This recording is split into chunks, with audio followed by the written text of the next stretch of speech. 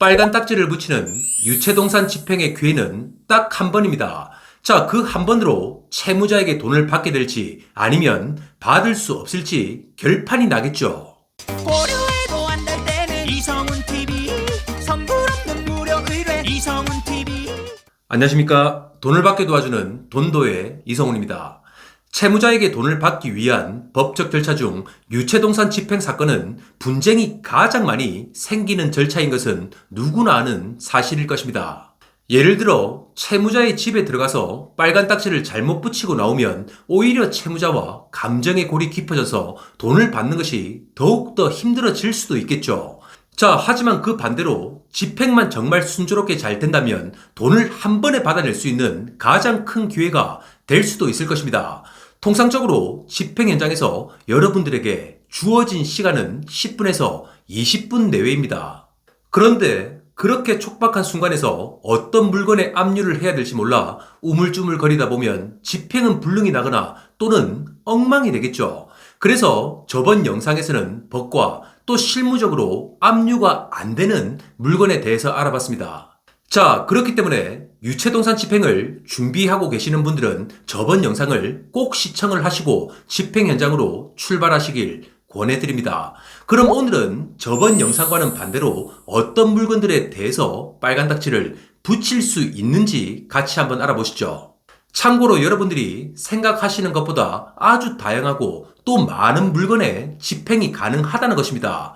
자, 지금부터 저희 돈도가 직접 현장에서 집행했던 사건과 압류한 물건들 위주로 설명을 드리겠습니다.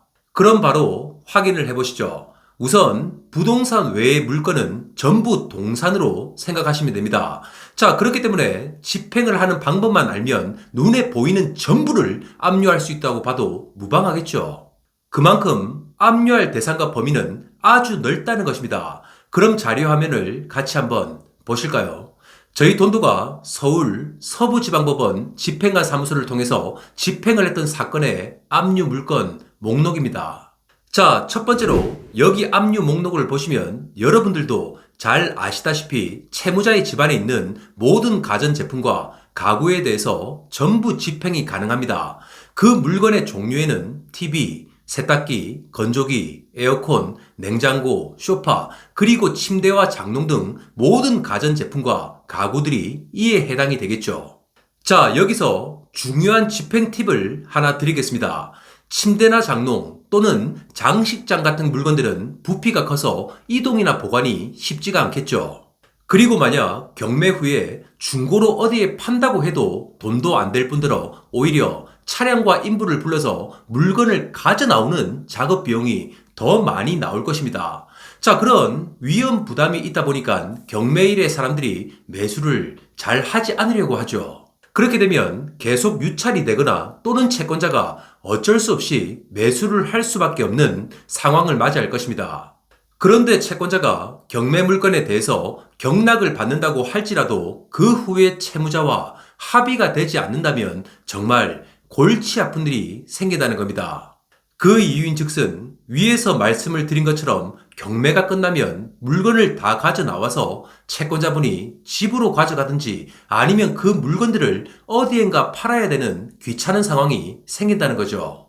자, 어떤 경우는 채무자가 경매된 물건을 채권자가 가져가지 않는다고 1일 보관료 10,000원씩을 계산해서 청구를 하는 경우도 있으니까 주의를 하시길 바랍니다.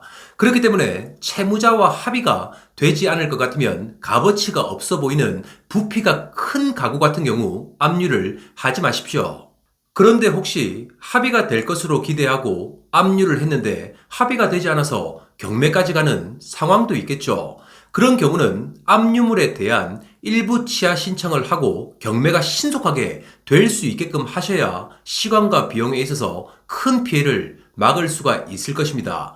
꼭 이 점 참고하시길 바랍니다. 자, 두 번째는 압류 목록표에 보이는 것처럼 현금도 압류가 가능하다는 것입니다. 채무자 집 내부를 살펴보다 보면 식탁이나 거실장 그리고 서랍장 등에 간혹 현금이 있는 경우가 있죠. 집행을 할 때는 우선 해당 장소에 채무자가 실제 거주와 점유를 하고 있는지를 확인하기 위해서 집행관은 민사집행법에 따라 집안을 수색하게 됩니다. 그 과정에서 현금이 발견되기도 하죠.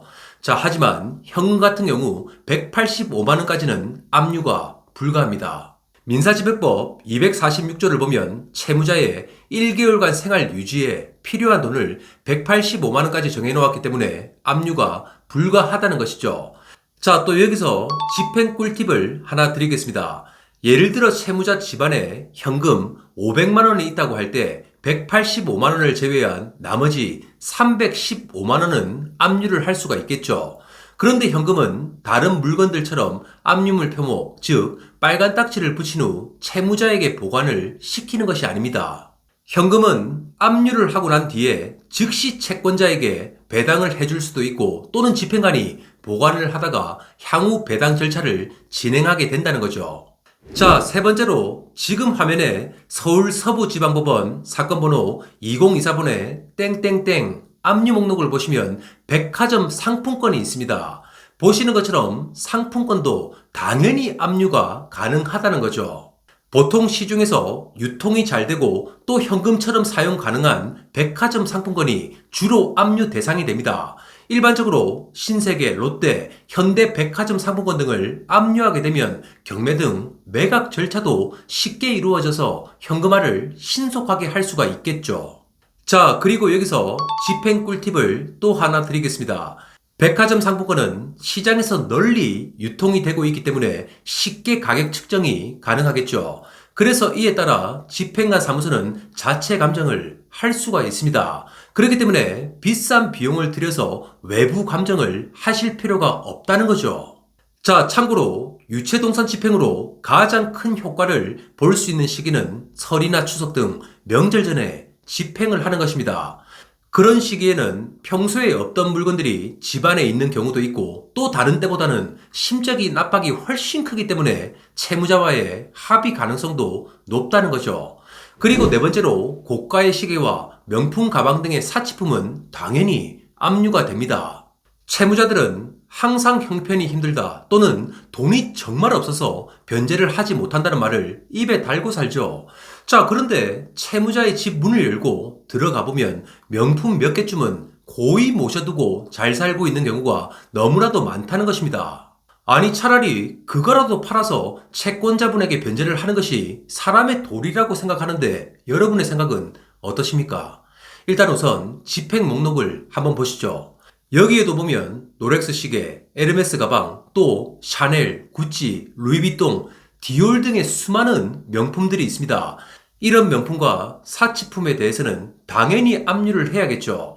그런데 집행을 해달라고 하면 집행관이나 집행 담당자는 이런 식으로 말을 하곤 합니다. 이런 건 짝퉁도 많고 또 전부 외부 감정을 해야 돼서 복잡할 건데 그냥 빼시죠 하면서 만류를 한다는 거죠.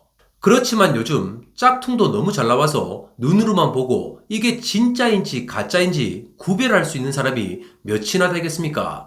한 예로 스위스 명품 시계 오메가 본사는 자사 제품을 경매를 통해서 44억이란 큰 돈을 주고 샀는데 그게 짝퉁이었다는 겁니다.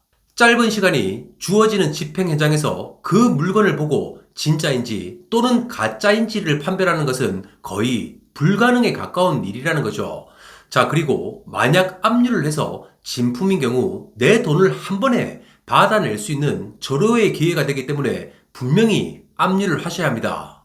자, 그리고 만약 압류를 해서 진품인 경우 내 돈을 한 번에 받아낼 수 있는 절호의 기회가 되기 때문에 외부 감정을 하든 또는 원조 요청을 하는 일이 생긴다고 하더라도 꼭 집행을 하시길 바랍니다. 참고로 고가의 물건 같은 경우 압류물 표목을 붙이고 나서 전부 사진 촬영을 하고 그 증거를 남기십시오. 그 이유는 채무자가 앙심을 품고 진짜를 가짜로 바꿔놓거나 또는 물건에 대해서 훼손을 하는 경우도 있기 때문이죠. 자, 다섯 번째로 유가증권도 전부 압류가 가능합니다. 유가증권에는 어음, 가계수표, 주식 및 채권 등 많은 종류가 있겠죠. 예전만 해도 유가증권을 집안에 보관을 하고 있는 사람들이 정말 많아서 집행을 할 때 자주 발견이 되었습니다. 하지만 현재는 전자어음 및 주식 등으로 보관을 하고 또 거래를 하고 있기 때문에 발견조차 힘들어서 이건 그냥 패스하겠습니다. 자, 그럼 바로 6번째로 넘어가 보시죠. 지금 화면을 보시면 집행장소, 즉 채무자가 거주하는 것은 많은 분들이 잘 알고 계시는 서울시 서초구 반포동에 있는 반포자이 아파트입니다.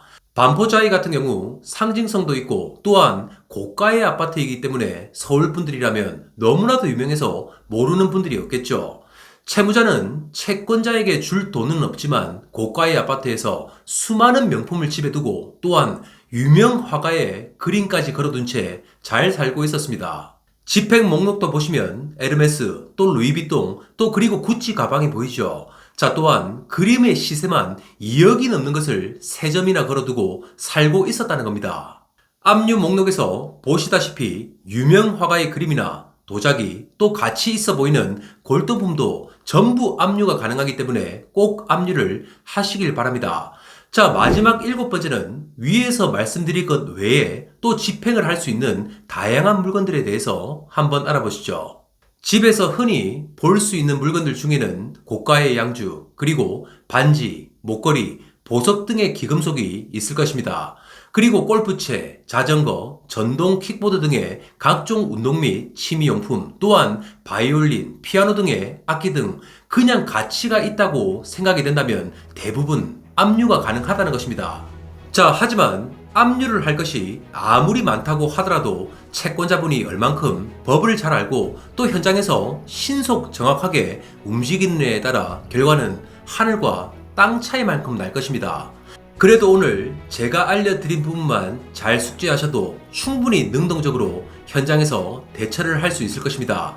자, 여기서 꼭 기억을 하셔야 될 것은 유체동산 집행은 압류를 몇 가지 못했다고 아쉬워서 자꾸 채무자의 집 문을 열고 들어가 집행을 할 수 있는 것이 아니겠죠.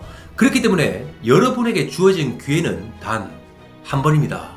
다음 영상에서는 법적 절차와 추심을 진행하는 과정에서 채권자분들 그리고 채무자분들이 안타깝게 돌아가시는 경우가 있죠. 자, 그럴 때 그 가족분들이 어떻게 채권을 승계받아서 추심을 하고 또 돈을 받을 수 있는지에 관하여 같이 알아보겠습니다. 오늘 방송도 도움이 되셨다면 구독과 좋아요를 부탁드리겠습니다. 이상 돈을 받게 도와주는 돈도의 이성훈이었습니다. 감사합니다.